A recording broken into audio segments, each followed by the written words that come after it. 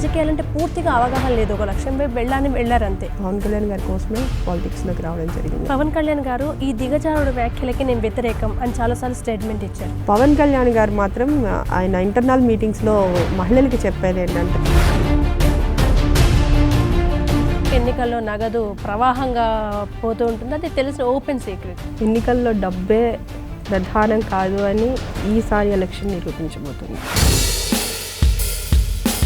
Election manifesto అని చూపిస్తారు, అది జస్ట్ పాంప్లెట్ లాగా అది అక్కడితో అయిపోతుంది. ఆ మేనిఫెస్టోలో ఉన్నటువంటి అంశాలన్నింటినీ కూడా ఈ రోజు వరకు ఏ పార్టీ పూర్తి స్థాయిలో నెరవేర్చలేకపోయింది. వర్షం పడుతుంటే కూడా మీరు ఎక్కడ తగ్గలేదు, అనర్గళంగా మాట్లాడుతూనే ఉన్నారు, అక్కడి నుంచి అసలు ఒక అడుగు కూడా వెనక్కి వేయలేదు. కానీ పాపం అక్కడ వర్షం పడుతున్నా సరే ఆ వర్షాన్ని లెక్క చేయకుండా చాలామంది గ్రామస్తులు, పెద్దవాళ్ళు, కొంతమంది మహిళలు, పిల్లలతో సహా తీసుకుని వచ్చారు. వాళ్ళు ప్యూర్ ఎమోషన్స్ అన్నిటినీ ఒక దాంట్లో పెట్టేస్తుంది పవన్ కళ్యాణ్ గారిలా కనిపిస్తారు. Extreme purity.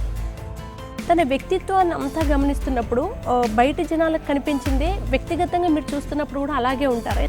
మీటింగ్ టైం వరకు కూడా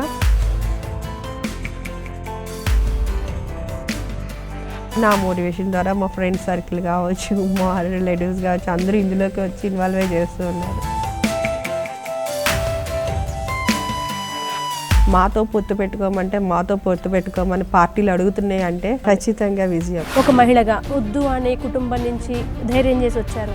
ఎందుకు ఈ విమర్శలు, ఏంటా మాటలు అని ఇంట్లో వాళ్ళు ఎప్పుడైనా అన్న సందర్భం ఉందా? వైఎస్ జగన్మోహన్ రెడ్డి గారు సోషల్ మీడియా వింగ్ మాత్రం ఫ్యామిలీ ఫొటోస్తో సహా అన్ని బయట పెట్టి